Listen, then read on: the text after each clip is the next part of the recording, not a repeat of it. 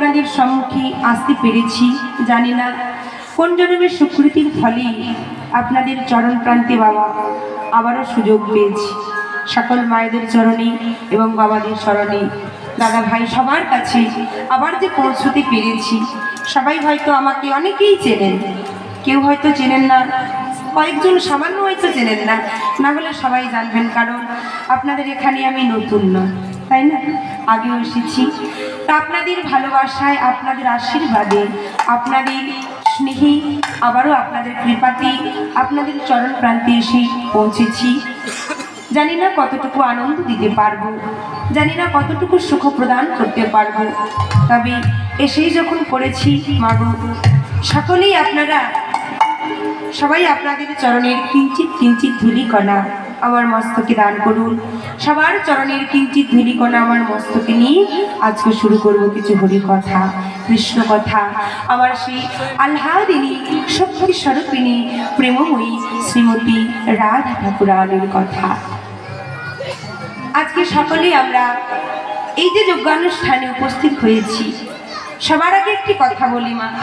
শাস্ত্রে বললি ভক্ত পদ রজওয়ার ভক্ত পদ জন, ভক্ত ভুক্ত অবশেষ তীর মহাবল, ভক্তির চরণ ধুলি তাতে মোর স্নান কেলি, তর্পণে মনে বৈষ্ণবের নাম, বৈষ্ণবের নাম বিচার করিয়া মনে ভক্তি রসে আস্বাদনী, মধ্যস্থ শ্রী ভগবতী পুরাণ।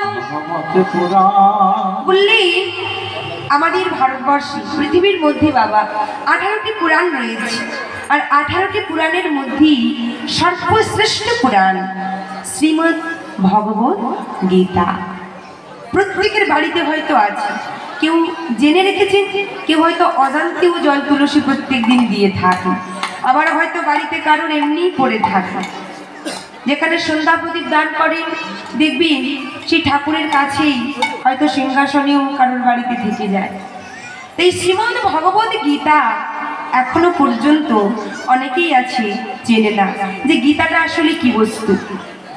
আমাদের জানা লাগবে যে শ্রীমদ্ ভগবত গীতা দেখতে কিন্তু এই ছোট্ট ছোটি বই, তাই না? আবার এখন পকেটেও গীতা পাওয়া যায়, পকেট গীতা যেটা বলা হয়, একদম ছোট বাবা। তা সেই ছোট্ট গীতা অনেকেই জানি, অনেকেই জানি না। তাহলে যে গীতাটা দেখতে এইটুকুনি বাবা মাগো, একটু মন দিয়ে শুনুন, যেই গীতা দেখতে এইটুকু, তাহলে তাকে সব থেকে বড় আসনে বসানো হলো কেন, শ্রেষ্ঠ আসন দেওয়া হলো কেন? কারণ আমাদের বাবা এই যে 18টি পুরাণ, বিভিন্ন ধর্মের বিভিন্ন কোরআনে রয়েছে, বাইবেলে রয়েছে, তাই না? তা এই যে এত ধর্মগ্রন্থ রয়েছে, সব থেকেই ছোট্ট ছোটি বই যেটা গীতা, তাকেই বড় করা হলো কেন না? আমাদের চিকাগো শহরে, যেদিন আমেরিকা শহরে চিকাগোতে স্বামী বিবেকানন্দ তিনি যেদিন ভাষণ দিতে গিয়েছিলেন, ঠিক সেই দিন তাকে প্রশ্ন করা হয়েছিল, তুমি তো ভারত থেকে এসেছো, তা বলো তোমাদের ধর্মগ্রন্থ শ্রেষ্ঠ কোনটি, এই পৃথিবীর মধ্যে শ্রেষ্ঠ গ্রন্থ কোনটি? প্রশ্নটা করা হয়েছিল পৃথিবীর মধ্যে সর্বশ্রেষ্ঠ গ্রন্থ কোনটি। স্বামীজি বলেছিল যে আজকে আমার ভাষণ দেওয়ার টাইমটা শেষ হয়ে গেছে, আজকে ফুরিয়ে গেছি। তা আপনারা প্রত্যেকটি ধর্মের গ্রন্থকে সুন্দরভাবে একে একে সারি সারি করে সাজিয়ে রাখা। আমি যখন আবার পুনরায় কালকে আসবো ভাষণ দেওয়ার জন্যে, কালকেই আমি বলে যাব। আবার পরের দিন এসেছি, পরের দিন যখনই এলো জিজ্ঞাসা করা হলো, বলো সব থেকে ধর্মগ্রন্থ কোনটি বড়? বিভিন্ন জাতির মানুষ আছে, তাই যে পৃথিবীর মধ্যে সর্বশ্রেষ্ঠ গ্রন্থ কোনটি, আজকে তুমি কোনটা বলো সেটাই আমরা দেখব। তা স্বামীজি দেখলেন যে ওই ছোট্ট গীতাটিকে সবার নিচে রাখা হয়েছে। কেন? দেখতে ছোট, কত বড় বড় গ্রন্থ রয়েছে, তাই না? এবার স্বামীজি দর্শন করে বললেন, আমি আর নতুন করে কি বলবো? কেন না, আমার তো কিছু বলার নেই, একটাই কথা বলবো যে যার সবার ভার বহন করতে যে পারি সেই বড় হয়, তাই না? তার মানে স্বামীজি দর্শন করলেন যে সেই শ্রীমদ্ ভগবত গীতার উপরে, সেটা ছোট বলে তার ওপরে কিন্তু সারি সারি করে অন্য সব ধর্মগ্রন্থ চাপিয়ে রেখেছে। তাহলে সবার বোঝা যে বইতে পারি সেই তো মাগো বড় হয়, তাই না? শ্রী গুরু নিতাই গৌর প্রেমানন্দ হরি বল হরি বল। তাই এই কলিযুগে অন্য কিছু নয়, প্রত্যেকটি বাড়িতে মাগো প্রত্যেক দিন একবার হলেও সকালে সন্ধে শ্রীমদ্ ভগবত পাঠ করবেন, ভগবত গীতা পাঠ করবেন। কেন? কারণ এই যে গীতা, বারবার যদি গীতা উচ্চারণ করেন, গীতা গীতা গীতা গীতা বলতে বলতে একটি কথা এসে যায়। ভালো করে ভেবে দেখুন, গীতা গীতা গীতা গীতা গীতা গীতা বললে কি হয় না? ত্যাগই এসে যাচ্ছে। তাহলে আমাদের দেহের মধ্যে ত্যাগ ভাবটা চলে আসবে। এই সংসার থেকে মায়া ভাবটা আমাদের একটু একটু করে কাটতে পারে, তাই না? ছোট্ট বাচ্চাদেরকেও স্কুল যাওয়ার সময় ব্যাগের মধ্যে ওই ছোট্ট গীতা দিয়ে দেবেন, বৈরাগ্য উদয় হবে তাদের মধ্যে। তাই আজকে আমরা যেহেতু উপস্থিত হয়েছি সবাই মিলে ভক্তের চরণ ছাড়া, ভক্তের চরণ ধুলি ছাড়া মাগো হরি কথা পরিবেশন করা, কৃষ্ণ কথা আপনাদের সম্মুখে বলা আমার কিন্তু কোনো ক্ষমতা নেই। তাই আজকে সকলে আমরা ছোট্ট করে গৌরচন্দ্রিকার মধ্য দিয়ে সবাই আস্বাদন করব লীলা কথা। সত্যত্রেতা দাপর কলি চারটি যুগের মধ্যে সর্বশ্রেষ্ঠ করেছেন এই কলিযুগে। কেন? শাস্ত্রী বললেন প্রণমঃ কলিযুগ সর্বযুগ সর্বযুগ অগ হরি নাম সংকীর্তন যাহাতে প্রচার। বললেন সত্য ত্রেতা দাপর কলি, সত্য ত্রেতা দাপর, তাই না? তিনটি যুগে ধ্যান করে তপস্যা করে যাগ যজ্ঞ করে মানুষ উদ্ধার পেল। কিন্তু এই কলিযুগে কি হলো মা? এই কলিযুগেই মাগো একটি বাবার চার ছেলে, তাই না?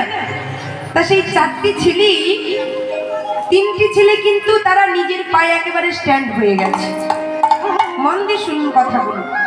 তাহলে তিনটি ছেলে স্ট্যান্ড হয়ে গেছি, তা বাবার চিন্তা হলো সবাই তো রোজগার করতে পারি, যে যার সবকিছু বুঝতে শিখেছি, কিন্তু ছোট ছেলে বড় দুর্বল।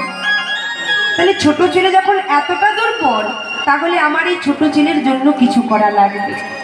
আর দেখবেন হয় বড় ছেলে না হয় ছোট ছেলে, যাকে হোক একজনকে বাবা মায়ের একটু বেশি ভালোবাসে। দেখবেন সংসারের মধ্যে এটা হয়, সবাইকে বাবা মা ভালোবাসে কিন্তু একটু কম বেশি থেকে যায়। তা ছোট ছেলে যখন দুর্বল, কিছু করতে পারে না, তখন ছোট ছেলের প্রতি বাবার ভালোবাসাটা একটু বেশি। ছোট ছেলেকে ডেকে একদিনে বলছে, শোনে বাবা, তুই তো বড় দুর্বল, তুই এখনো পর্যন্ত কিছু করতে পারলি না, তোকে নিয়ে আমার বড় চিন্তা হয়। তাহলে কি না, আমি তোকে একটি মন্ত্র দিতে চাই। ছোট ছেলে বলছে, বাবা মন্ত্রটা কি? না শোন, তোকে যে মন্ত্রটা দেব আমি, সেই মন্ত্রটা তুই জপ করবি। যেই না বলেছে, ছোট ছেলে বলছে, বাবা এই মন্ত্রটা আমাকে কখন জপ করতে হবে, কোন সময় জপ করব? বলছে শোন, এই মন্ত্র জপ করতে গেলে কোনো সময় লাগে না, কোনো দিন লাগে না, কোনো তিথি লাগে না, তাই না? এই মন্ত্র জপ করতে হলে সদা সর্বদাই শয়নে স্বপনে নিশি জাগরণে এই মন্ত্র জপ করতে পারো। বলছে কেন? এই মন্ত্র যে জপ করব, এই মন্ত্র জপ করতে সময় লাগে না কেন? তার কারণ এই কলিযুগে উদ্ধারের জন্য সেইগুলোকে লুকায়িত যে প্রেম মাখা মধু মাখা হরিনাম, সেই কৃষ্ণ নামে ছোট ছেলেকে দান করলে। বললেন শোন বাবা, এই হরিনাম, এই কৃষ্ণ নাম কখন জপ করবি জানিস? শোন বাবা, প্রতি নিঃশ্বাসে দৃঢ় বিশ্বাসে, কবু বিপদে কবু সংকটে,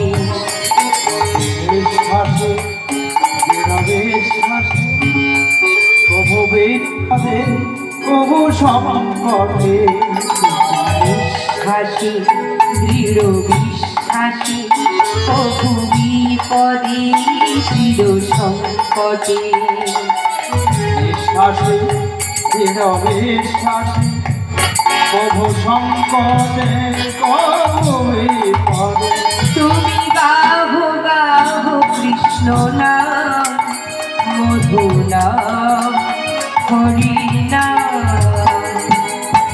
গাহো গাহো কৃষ্ণ নাম, হরি নাম, হরি নাম।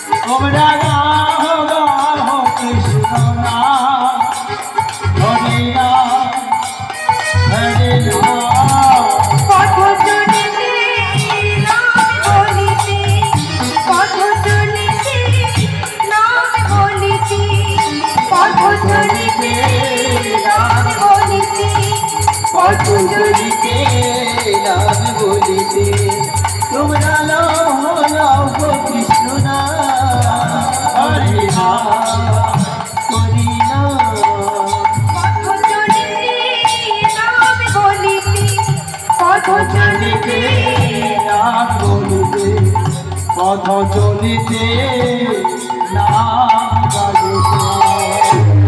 বললেন শয়নে স্বপনে নিশি জাগরণে এই নাম জপ করো। তাহলে মাগো সেই ছোট ছেলেটা কে ছিল না? ছোট ছিল ছোট ছেলেটা হলো কলি। সত্য ত্রেতা দাপর তিনটি ছেলে, তিন ভাই, আর সব থেকে ছোট যে সে হলো কলি। আর পিতা কি? তিনি হলো শুধু আমাদের পিতা নয়, সারা জগতের পিতা। তিনি হলো জগৎ পিতা স্বয়ং শ্রীহরি। শ্রীগুরু নিতাই গৌর প্রেমানন্দ হরি বল হরি বল। তাই চৈতন্য মহাপ্রভু কলি হত মানবের দুর্দশা দর্শন করি। দাদা নিতাই চাঁদকে ডেকে বললেন, শোনো দাদা, এই কলি হত মানব সবাই হলো ভেঙে নেয়, আর তাদের যদি ঘর থেকে পথে বাহির করতে হয় একটি মাত্র উপায়, সেটি হলো হরিনাম প্রেমের বন্যা দিয়ে সবাইকে হরিনামের বন্যায় ভাসিয়ে দিতে হবে।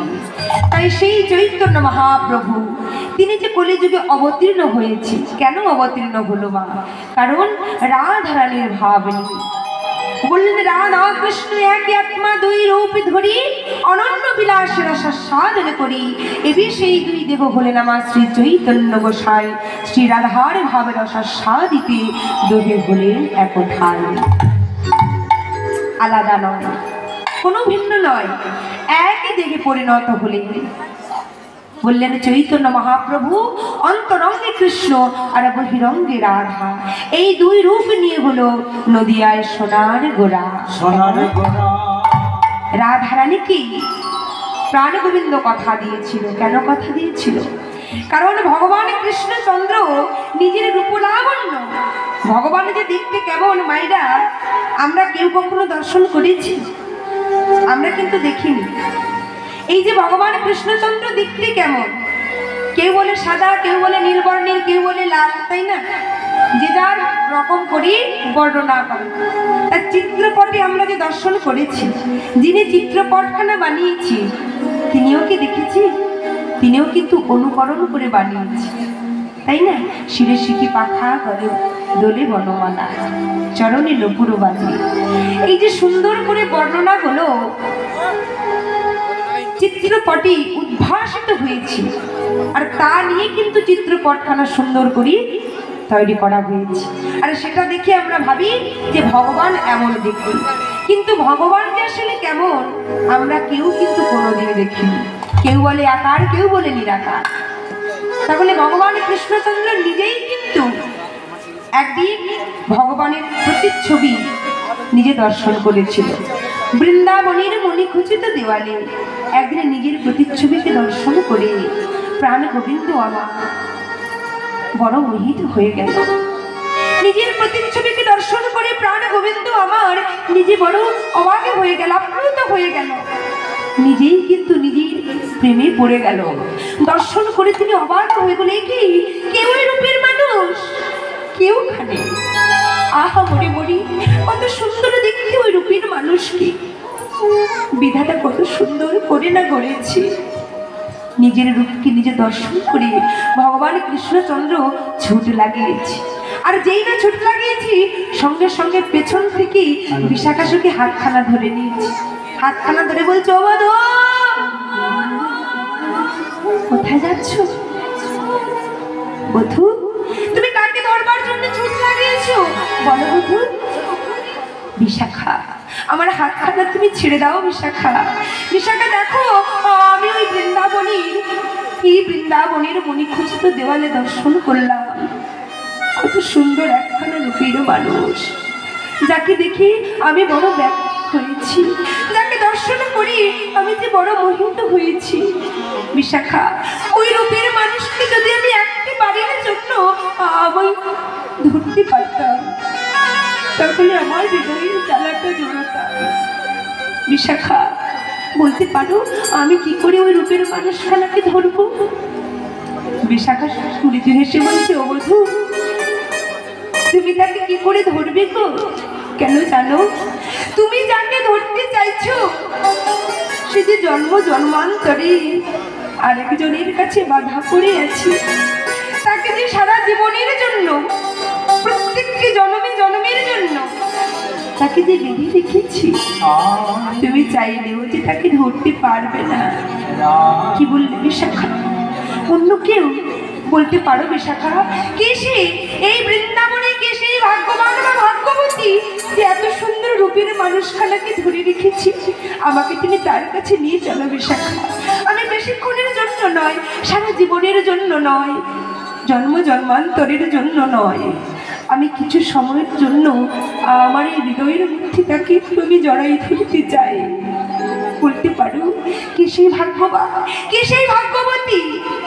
সঙ্গে সঙ্গে বিশাখা বলল, জানো বধূ, কে সেই ভাগ্যবতী? তিনি হলো এই বৃন্দাবনেশ্বরী প্রেমময়ী শ্রীমতী রাধা ঠাকুর। কি বললি বিশাখা? শ্রীমতী রাধা রানী? শোনো বিশাখা, তুমি একটিবার আমাকে রাধা রানীর কাছে নিয়ে চলো। আরে যেই না বিশাখায় আমারে রাধা রানীর কাছে নিয়ে গেল, যেই না রাধা রানীর কাছে নিয়ে গেছি, প্রাণ গোবিন্দ আমার শ্রীমতী রাধা রানীর চরণতলে এসে বসেছি। চরণতলে বসে বলছে, রাধি, ওগো প্রেমময়ী, ওগো কৃপাময়ী, ওগো করুণাময়ী, ওগো দয়াময়ী, আমি বিশাখার কাছে শুনলাম আমি একখানা রূপের মানুষকে দর্শন করেছি, আর তাকে দর্শন করে আমি যে বড় ব্যাকুল হয়েছি। রাধি, আমি সারা জন্মের জন্য চাইছি না, আমাকে একটি বাড়ির জন্য, কিছু সময়ের জন্য তুমি যদি ওই রূপের মানুষকে আমায় দিতে, তাহলে যে আমার হৃদয়ের জ্বালাটা জড়তাম। শ্রীমতী রাধা রানী প্রাণ গোবিন্দকে বলছে, বধূ, আমি যদিও দিতে চাই, তাও যে তুমি তাকে ধরতে পারবে না, তাও যে তুমি তাকে বেঁধে রাখতে পারবে না। কেন? কেন রাধি? কেন জানো? তুমি যাকে ধরতে চাইছো সে হলো পূর্ণ বিষয়, আর তুমি নিজেও হলে স্বয়ং পূর্ণ বিষয়। বিষয় হয়ে কখনো বিষয়কে পাওয়া যায় না, বিষয় হয়ে কখনো বিষয়কে বাধা যায় না। বিষয়কে পেতে গেলে আগে আশ্রয়ী হতে হবে, তোমাকে আগে আশ্রয় করতে হবে। মাগো, যদি আপনি জায়গা কিনতে চান বা যদি আপনি একটা গাড়ি কিনতে যান, সঙ্গে সঙ্গে গেলেই কি আপনি পেয়ে যাবেন? আপনাকে কিছু না কিছু একটা আশ্রয় করতে হবে, কারো সাহায্য নিতে হবে, তাই না? তাহলে এখানে রাধারানী বলছে, বধূ, তোমাকেও একটু সাহায্য নিতে হবে, অর্থাৎ আশ্রয় করতে হবে। তুমি যদি আশ্রয় করো তবেই তুমি তাকে ধরতে পারবে, তবেই তুমি বিষয় পাবে।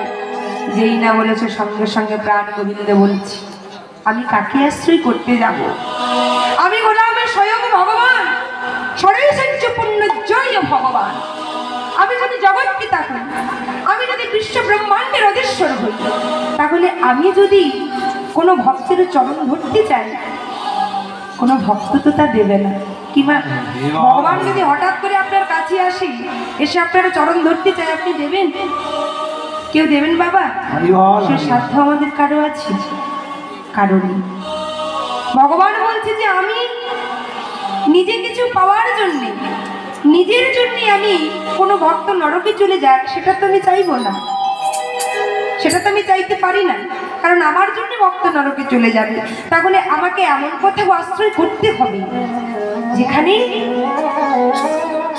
যেখানে আমার বিষয়ও পাওয়া হয়ে যাবে, আর ভক্তের চরণাশ্রয় হয়ে যাবে, আর আমার জন্যে কোনো ভক্তকে নরকেও যেতে হবে না। তাহলে কোথায় আশ্রয় করব? সঙ্গে সঙ্গে প্রাণ গোবিন্দ শ্রীমতী রাধা রানীকে বলছি, অগরাগে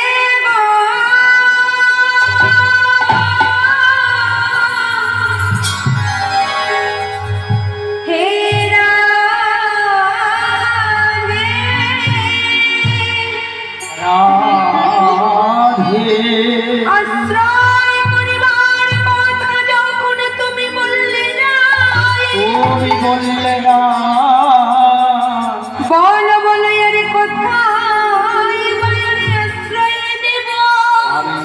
এবার আশ্রয় নেব। আমি এসেছি যখন তোমার ওই রাতুলে রাঙা চরণে,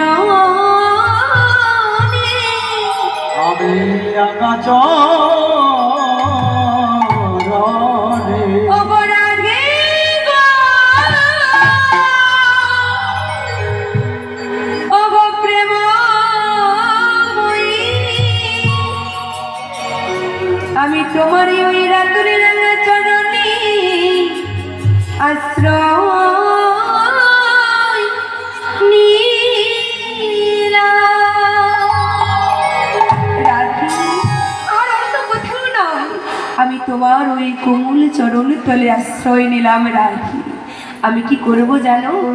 আমি তোমার ভাবে ভাবিত হয়ে, তোমার ভাবে ভাবে তো হয়ে, তোমার প্রেমে প্রেমিত হয়ে,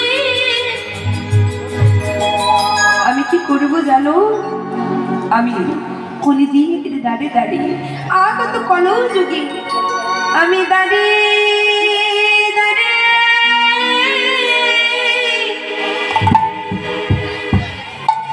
আমি নামে প্রেমী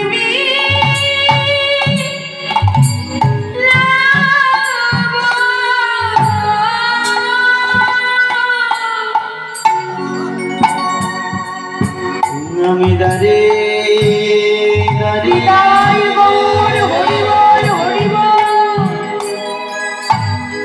নামে প্রেমে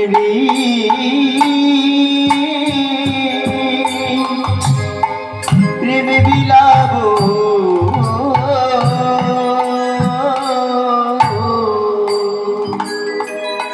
আমি দাঁড়িয়ে দাঁড়িয়ে দাঁড়িয়ে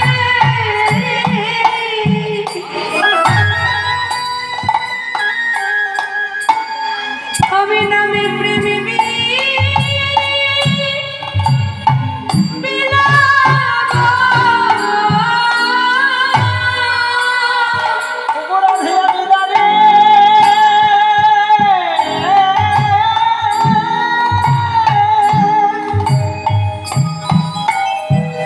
নামে প্রেমে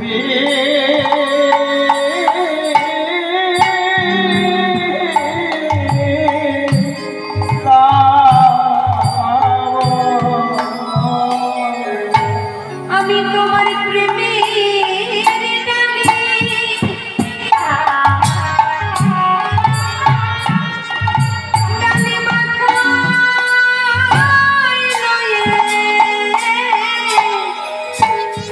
আমি দাঁড়িয়ে দাঁড়িয়ে দাঁড়িয়ে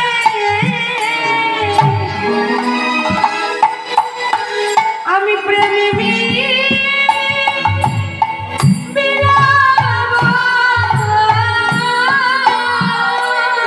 রাধে রাধে তোমার প্রেমে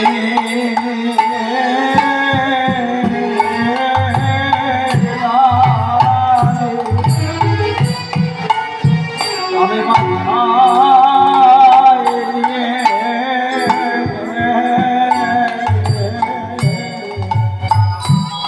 রাধে কই আমি দাঁড়িয়ে রাধে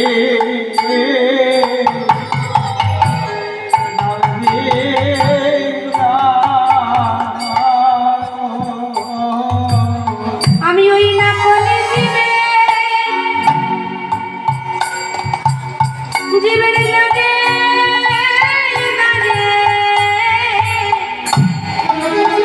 আমি দাঁড়িয়ে দাঁড়িয়ে নামে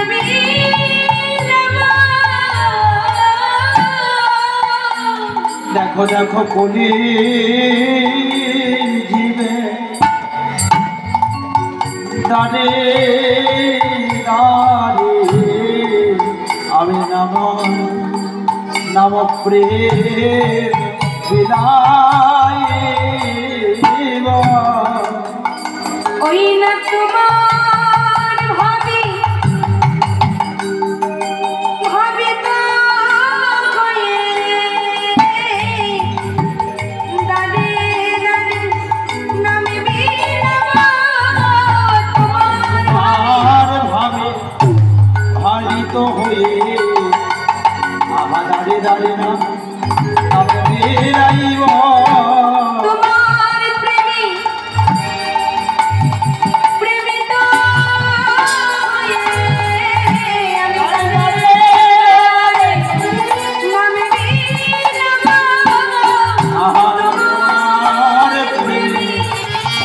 হয়ে দারে দারে নাম বিলাইব দারে দারে নাম বিলাইব ওই না বলি জীবের দারে দারে আমি দারে দারে বিলাইব তোমার প্রেমে প্রেমিত হই দারে দারে নাম বিলাইব বলি জীবের দারে দারে দারে দারে নাম বিলাইব হরল গ্রহণে পর বলে নিলয় হরি হরি মনে করে দারে দারে নাম বিলাইব আহা দারে দারে নাম বিলাই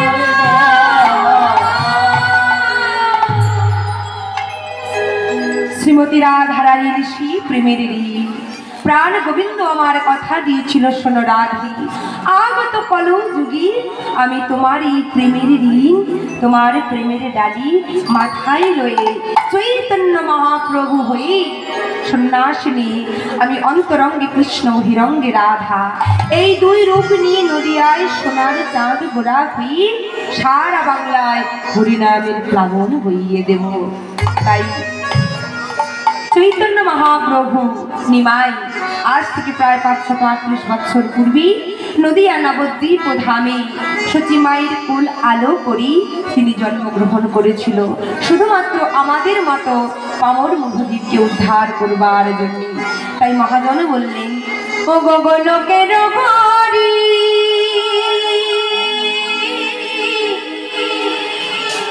গৌর হরি রূপে গোলোকের হরি গৌর হরি রূপে ওগো এসেছি নদিয়া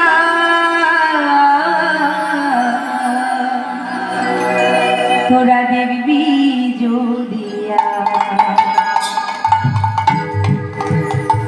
তোরা আয় সকলে সবাই মিলে দুটি বাবু তুলে প্রেম সিং হৃদয় গৌর হরিবল হরিবল পেছন দিকে হাতগুলো একটু ওঠো এমন কিছু ঠান্ডা নেই চাদর থেকে বেরো হাতগুলো সবাই মিলে গোপালজিউর মন্দিরে এসেছি সবাই মিলে তাই না হাত গুটিয়ে থাকলে গোপাল কিন্তু রেগে যাবে কেউ চাও নাকি গোপাল রেগে যাক সবাই মিলে প্রেমসি দুটি বাবু তুলে হৃদয় গৌর হরিবল হরিবল হাতগুলো নামাবেন না একটু করতালি দিয়ে তোরা আয় সকলে তোরা আয় সকল জগৎবাসী দেখবি যদি আয় তোরা আয় সকল দেবী যদি আয় তোরা আয় সকল জগৎবাসী দেখবি যদি আয়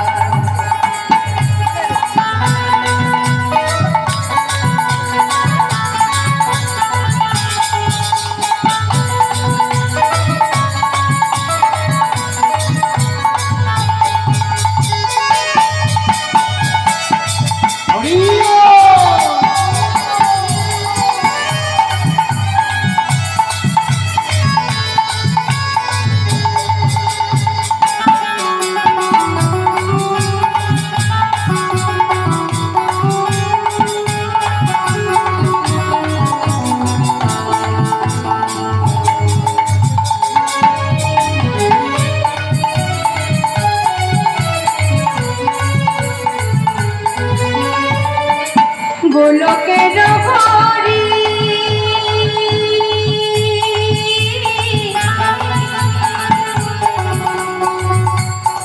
গৌর হরি রূপে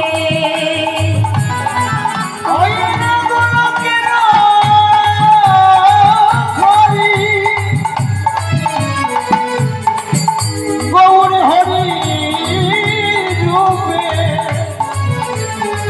এসেছে নদিয়া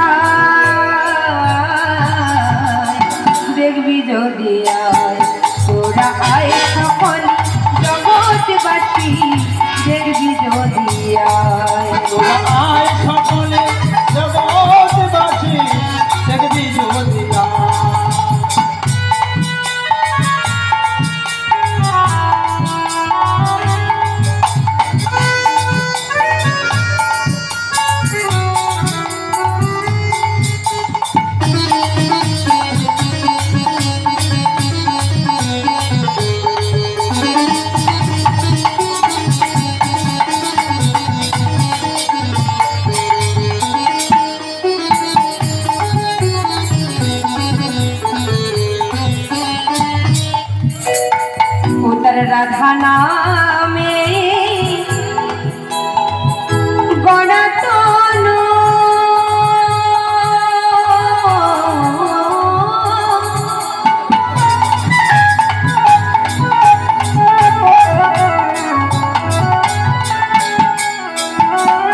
রাধা নামে করাতন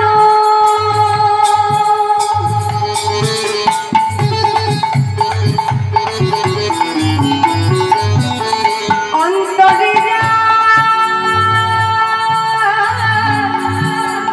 ব্রজের কানো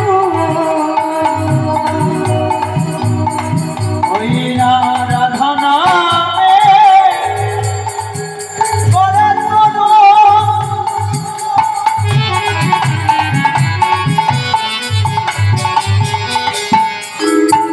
ওই অন্তরে ব্রজের কানো সদা হরি হরি বলে সদা হরে হরে বল, সদা হরি হরি বলে সদা হরে হরে নদীয়ার পথে বেশি বেড়ায় তোরা আয় সকলি জগৎবাসী দেখবি যদি আয় নিতাই বল হরি বল হরি বল দেখবি যদি আয় তোরাই সকলে জগৎবাসী দেখবি যদি আয় তোরা আয় সকলে জগৎবাসী দেখবি যদি আয় তোরা আয় সকলে জগৎবাসী দেখবি যদি আয় দেখবি যদি আয় দেখবি যদি আয় দেখবি যদি আয় সেই চৈতন্য মহাপ্রভু কলিঘট জীবের দর্শন করে মাগো আমাদের সংসারে কিন্তু সবার একটু একটু করে দিনগুলো কেটে যাচ্ছে ফুরিয়ে যাচ্ছে সময়গুলো তাই চৈতন্য মহাপ্রভু দাদা নিতাই চাঁদকে ডেকে বলছিলেন দাদা কলিজীবের মানব হলো ভেকের নাই অর্থাৎ আমরা সবাই হলাম ব্যাঙের মতো তাই না শাস্ত্রে বললেন শতগুরু পাবে ভেক মাতা হয়ে জ্ঞান করোই উপদেশ কয়লা কি তো ময়লা ছড়াই দেওয়া করো করো পরবেশ ভেক শব্দের অর্থ হলো ব্যাঙ আর ব্যাঙের স্বভাব হলো 6 মাস জলে থাকে 6 মাস ফলে থাকে দুই জায়গাতে ওরা থাকতে পারে তাই বললেন জগতে গুরু তো অনেকেই আছে কিন্তু শিষ্য কজন আছে আবার বললেন শিষ্যও তো অনেকেই আছি কিন্তু গুরু কয়জন আছে শিষ্য করতে হলে বুঝতে হবে সেই শিষ্য ভজন সাধনটা ঠিক করে করছে কিনা যেমন গুরু করবেন সেই গুরুকেও দেখতে হবে যে সেই গুরু যেন রাধা গোবিন্দ যুগল পদ্মে শিষ্যকে পৌঁছে দিতে পারে তাই চৈতন্য মহাপ্রভু মানুষের মাঝে মানুষের সাজি মানুষের বীর চিৎকার করে একটি কথা বললেন হে বলি হত মানো হে কলিহত মান কৃষ্ণ নামে বড় ভাই বড় ভাই আর সবে মিছে আর সবে মিছে আমাদের সবার পলাইতে পথ নাই ওই দেখো সুমনা আছে পিছে সমর আছে পিছে।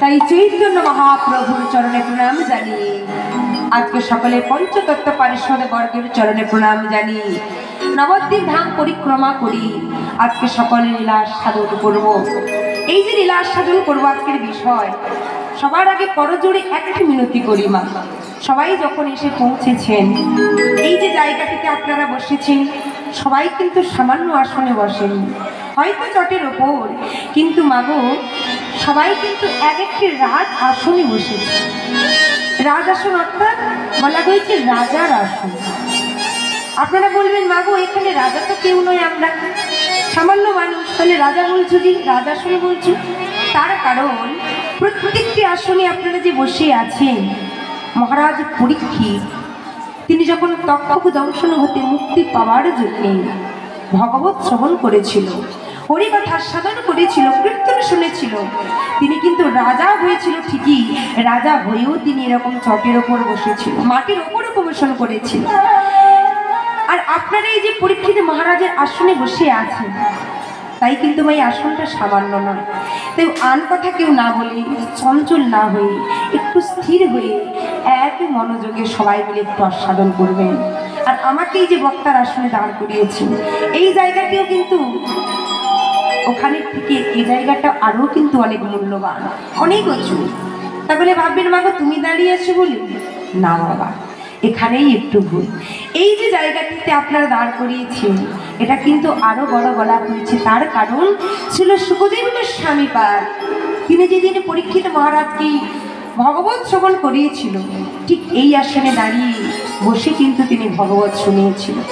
আজকে যে হরিকথা আস্বাদন করাবো আপনাদের সম্মুখে, সেই স্থানটিতে আমি দাঁড়িয়ে আছি। তাই কেউ চঞ্চল না হয়ে সবাই এক চিত্তে সবাই আমরা আস্বাদন করব। তার লীলায় প্রবেশ করার আগে ছোট্ট করি যে লীলা আমরা শুনবো, কোন লীলা কি কারণে হলো, প্রথমে কিন্তু সেই ভূমিকাটা আমরা একটু জেনে নেব। কি কারণে হয়েছে? কারণ সব কিছুর একটা কারণ থাকে বাবা, কারণ ছাড়া কিছু হয় না। ভগবান যেমন লীলা করেছে, কেন লীলা করেছে? ভগবান যখন সারা পৃথিবীতে জলে ভাসমান, ভগবান যখন ওই জলের মধ্যে নারায়ণ শঙ্খচক্র গদা পদ্মধারী ওই বট পাতার মধ্যে, অর্থাৎ থরে থরে একেবারে শেষ নাগের ওপর, অনন্ত নাগের ওপর শুয়েছিল, তখন ওই সৃষ্টিতত্ত্বের মধ্যে বাবা যেতে গেলে অনেক সময় লাগে। ওই সৃষ্টিতত্ত্বে যখন ভগবান জলমগ্ন সারা পৃথিবী যখন জলের ওপর শুয়ে আছি, তখন কিন্তু ভগবান মনে মনে ভাবছে যে আমি এই পৃথিবীতে একা থাকলে হবে না, আমাকে লীলা করতে হবে। তাহলে লীলা করতে গেলে একার দ্বারা কখনো লীলা হয় না, তাহলে আমাকে সৃজন করতে হবে, ভক্ত প্রয়োজন। যেমন আমরা খেলা খেলতে গেলে বাবা বন্ধু বান্ধবের প্রয়োজন হয়, ঠিক তেমনি ভগবান বললেন যে আমাকেও লীলা করতে গেলে ভক্তের প্রয়োজন। আজকে এত সুন্দর লাইট দিয়েছি, আজকে এই যে প্যান্ডেলটা হয়েছে বাবা, প্যান্ডেল হয়েছে সুন্দর করে সাজানো, তাই না? তা ভক্তরা এসেছেন, আমি এসেছি, সবাইকে দর্শন করছি সবাই, কিন্তু এই জায়গাটি পরিপূর্ণ হতো না যদি লাইটটা না থাকতো। তাহলে কেউ কিন্তু বুঝতে পারতেন না যে এখানে কি হচ্ছে। আলোর প্রয়োজন, তাই না? একটা প্রকাশের প্রয়োজন। ঠিক তেমনি ভাবি ভগবান যে লীলা করবেন, ভক্ত না হলে লীলা যে করছে কি করে বোঝা যাবে? তা সে কারণে আজকে ছোট্ট করে বলি, যে লীলাটি আমরা শুনবো, আমাকে প্রথমে একটু রান্নাটা করতে দেবে। রান্নাটা যদি ভালোভাবে হয় তাহলে পরিবেশন করলে যখন খেতে বসবে সবাই, তবেই কিন্তু ভালো লাগবে মা, তাই না? যদি তাড়াহুড়ো করে রান্না করেন, ঠিকঠাক করে মশলাটা পড়লো না, সবজিটা ভালো করে পাক হলো না, তাহলে রান্নাটা কিন্তু ভালো হবে না। তাই জন্যে বলছি একটু সবাই ধৈর্য সহকারে শুনুন আমি কি বলছি, কেনই বা বলছি, এই ঘটনাটি কেন বলছি, সবাই মন দিয়ে আস্বাদন করুন। একদিন ভগবান কৃষ্ণচন্দ্রের চরণে নূপুর সবাই নিশ্চয়ই দর্শন করেছে। চরণে নূপুর আছে তো বাবা? কি গো মায়েরা, নূপুর আছে না নেই? নূপুর আছে, বাহ খুব সুন্দর। আচ্ছা, ভগবানের চরণে নূপুর আছে, আচ্ছা মাথায় কি থাকে? চূড়ো থাকে। একদিন নূপুর আর চূড়োর মধ্যে দ্বন্দ্ব বেঁধে গেল, মানে ঝগড়া হচ্ছে। কেমন ভাবে একটু শুনুন। একদিন ভগবান কৃষ্ণচন্দ্র তিনি দর্শন করছি, নূপুরকে চূড়ো বলছি, মানে একেবারে মাথার ওপরই মুকুট রয়েছে। মুকুট একদিন নূপুরকে বলছি, হ্যাঁ রে নূপুর, তোকে আর কি বলি, একটা জিনিস খেয়াল করে দেখেছিস? বলছি কি খেয়াল করবো? দেখ, তুই তো আমার থেকে অনেক ছোট, তুই যদিও বুঝবি না, তবু আমি তোকে একটু বলবো। এই যে তুই ভগবানের চরণে আছিস, তাহলে তুই আমার থেকে ছোট না কেন? তুইও ভগবানের অঙ্গে আছিস আর আমিও ভগবানের অঙ্গে আছি। ও ঠাম্মা, এখন থেকে ঘুম নয়, উঠে পড়ুন। হ্যাঁ, এখন থেকে ঘুম নয়, ঘটনাটি শুনুন মন দিয়ে। আপনার থেকে সবাই ঘুমিয়ে যাবে, কবিরের মতো ব্যাপার হয়ে যাবে, ছোঁয়াছুঁই চারিদিকে হয়ে যাবে। ঘুমালে হবে? গোপাল রেগে যাবে, সম্মুখে একেবারে বসেছেন, আপনার দিকেই দেখবে, সবার সামনে যখন বলে দেবো লজ্জায় পড়ে যাবে। আজকে নূপুরকে চূড়ো বলছি, আমি ভগবানের মাথার ওপর রয়েছি। জানিস নূপুর, আমার কত ভাগ্য, আমার কতই না ভাগ্য, আমি ভগবানের মাথার ওপর আছি। আর তুই ভগবানের অঙ্গে থাকলে কি হবি? তুই ভগবানের বড় একেবারে নিম্নে রে জায়গাটি, তোর জায়গাটি বড় নিম্নে, মানে একেবারে নিচে। তাহলে তুই আমার থেকে ছোট হইলে আমি তোর থেকে বড় হই। যেই না বলেছে সঙ্গে সঙ্গে নূপুর বললো, বা তুইও ভগবানের অঙ্গে আছিস আর আমিও ভগবানের অঙ্গে আছি, তো এখানে ছোট বড় কি হলো না কেন? যিনি বিশ্ব ব্রহ্মাণ্ডের অধীশ্বর, যিনি লয় স্থিতি লয় প্রলয়ের মালিক, সৃষ্টি স্থিতি লয় প্রলয়ের মালিক যিনি অতীশ্বর, তার মাথার ওপরে আমি আছি, তার মাথার ওপরে আমি আছি। তাহলে আমি বড় হলাম নাকি তুই বড় হলি? যেই না বলেছে নুপুর বলছে তোর কাছে আমি একটা জিনিস চাইব। তা দাদা, তোকে আমি দাদা বলে সম্বোধন করলাম। তা দেখ ভাই, তুই যখন ওপরে আছিস তুই বড়, আর আমি যখন নিচে আছি তাহলে আমি ছোট। তাহলে আমি তোর কাছে একটা জিনিস চাইছি, তুই আমায় দিবি? বল বল বল, তুই কি চাইছিস? জানিস, তুই যখন ওপরে আছিস ওই ওপর থেকে আমাকে তুই আশীর্বাদ কর। কি আশীর্বাদ? তুই আমায় আশীর্বাদ কর, আমি যেন শুধু এ জন্মে নয় প্রতিটি জন্মে জন্মে সদা সর্বদাই আমি ভগবানের চরণের এই নূপুর হয়ে থাকি। আমি গোবিন্দের চরণে নূপুর হয়ে থাকি। যেই না বলেছি বলছে বাবা বাবা, তুই যদি এই আশীর্বাদই চাস তোকে আমি এই আশীর্বাদই করলাম, তুই চরণের নূপুর হয়েই থাক। কিন্তু আমার একটা কথা বলতো, আমি এত উঁচুতে আছি, তোর কি একটু লেভেলটা বাড়াতে ইচ্ছা করে না? তুই ঘুরে ঘুরে চাইছিস তুই চরণের নিচে থাকবি কেন? এর কারণটাই বা কি? যেই না বলেছে নূপুর বলছে, জানিস ওরে চোরু শোন, যারা প্রকৃত ভক্ত হয়, যারা সত্যিকারের ভগবানকে ভালোবাসে, তারা কখনো ভগবানের মাথার উপর জায়গা চায় না। যারা সত্যই ভগবানকে ভালোবাসে তারা সদা সর্বদাই চাইবি ভগবানের চরণতলে যেন একটু জায়গা হয়।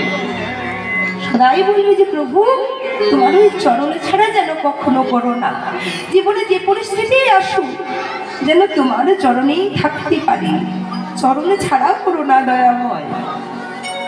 যেই না এমন কথা বলেছি, চূড়ো বলছে কি বলছিস ভাই? নবর বলছে হ্যারি, যোগী যারে যোগী পায় না, যোগে পায় না, মনি যারে ধ্যানে পায় না, সেই ভগবানের চরণ কত যোগী মুনি ঋষি তারা যুগ যুগ ধরে সাধনা করে শুধু ভগবানের চরণে পাওয়ার জন্য, ভগবানের চরণে একটু আশ্রয়ের জন্য। আর তুই বলছিস আমি বড় ছোট জায়গায় আছিস? যদি তাই হয় আমি প্রত্যেকটি জন্মে জন্মে এই চরণেই থাকতে চাই। যেই না বলেছে মাগো, চূড়োর কিন্তু ভুল ভেঙে গেল। যেই না ভুল ভেঙে গেছি, চূড়ো বলছে শোন, আজকে তুই যে ভগবানের চরণে পেয়েছিস আমার ভুল ভেঙে গেল। ভগবানকে বলছি প্রভু হে দয়াময়, আমি কিন্তু তোমার এই মাথাতে আর থাকতে চাই না, আমিও তোমার কাছে চাইছি ওই চরণে আমায় জায়গা করে দাও। ভগবান বলছে বাবা, তোমার বাসনা পূরণ করতে গিয়ে, তোমাকে আনন্দ দিতে গিয়ে আমি আর এক ভক্তকে তো চরণ ছাড়া করতে পারি না, কারণ অটোমেটিক চরণে একজন ভক্ত আছে, তাহলে আমি সেই ভক্তকে তো দুঃখ দিতে পারি না, কারণ সে তো আমার চরণ ছাড়া আর কিছু চায় না। এই না বলেছি, বলছি তাহলে কি হবে না শোনো, আমার চরণ আমি তোমাকে দেব না, তবে একটা কথা দিতে পারি তোমাকে, এই বৃন্দাবনে আমার থেকেও আরো একজন বড় আছে চরণ, আরো একজনের বড় চরণ আছে। কারণ কথায় বলে না বাবারও বাপ থাকে, তাই না? গুরুরও গুরু থাকে। ভগবান বলছি আমার গুরু, আমাকে সবাই গুরু বলে, কিন্তু আমারও গুরু আছে। না, আমার গুরু হলো এই বৃন্দাবনেশ্বরী প্রেমময়ী শ্রীমতী রাধা ঠাকুর। হরি বল হরি বল। চূড়ো বলছে প্রভু কবে পাবো সেই চরণ? এই যে কথাটা মন দিয়ে শুনুন, অনেক ভক্ত আছে দেখবেন ভগবানকে বারে বারে বলবে প্রভু এত করে তোমায় ডাকছি, এত ভালোবাসি, আর তুমি কিনা আমাকে এত দুঃখ দিচ্ছ, এত কষ্ট দিচ্ছ, তোমাকে আমি 2 বেলা করে সেবা দিচ্ছি, তুমি আমার সংসারে একটু ভালো কিছু করতে পারছো না। সংসারে যদি কিছু অঘটন ঘটে যায় ভগবানকে সবার আগে আমরা দায়ী করি, তাই না? কিন্তু আমরা দায়ী করার কি? আমাদের নিজেদের যে ফলটা আমরা পাচ্ছি ভালো কিংবা মন্দ, তাই না? ভালো দিক যেমন আছে, খারাপ দিক আছে। তা ভালো খারাপ নিয়ে, সুখ আর দুঃখ নিয়ে আমাদের চলতে হয়। কেন না, আমাদের কর্মের জন্য আমরা নিজেরাই দায়ী, অন্য কেউ নয়। যখন বাচ্চা বারবার মাকে যদি বলি, মা চকলেট দাও, চকলেট দাও, চকলেট দাও, দেখবে মা কিন্তু তখন রেগে যাবে। আরে দেবো তো বলেছি, বারবার বললে কি ভালো লাগে? সেরকম ভগবানের কাছে একবার চেয়েছো, বারে বারে চেয়েও না, কারণ ভগবানের কাছে চাইলে বড় কম পড়ে যায়। কিন্তু আমাদের মানুষের জীবনে চাওয়ার তো আবার শেষ হয় না, যত দেয় ততই আমাদের চাওয়া হয়, আর চাওয়া আর কখনো ফুরোয় না। এবার ভগবান বলছে, শোনো, ধৈর্য ধরো, অধৈর্য হইও না। তোমাকে যে চরণ আমি পাইয়ে দেব, যেদিন বৃন্দাবনে শ্রীমতী রাধারানী মান করে বসবে, সেদিন আমি শ্রীমতী রাধারানীর মান ভাঙানোর জন্য শ্রীমতী রাধারানীর কাছে গিয়ে শ্রীমতী রাধারানীর চরণে তলে লুটিয়ে পড়ব, চরণে লুটিয়ে পড়ব।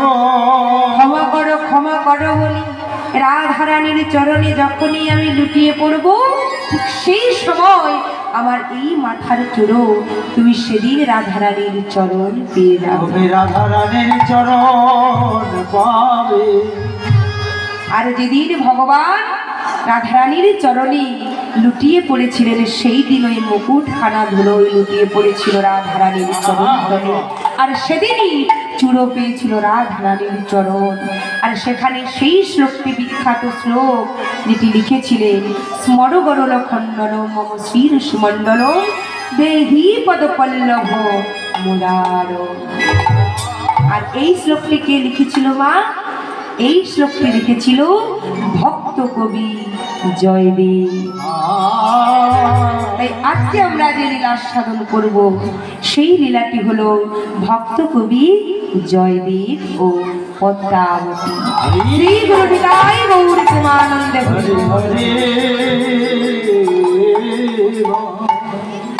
তাই ভজন রাজ্যের মধ্য দিয়ে সবাই আমরা লীলায় প্রবেশ করব।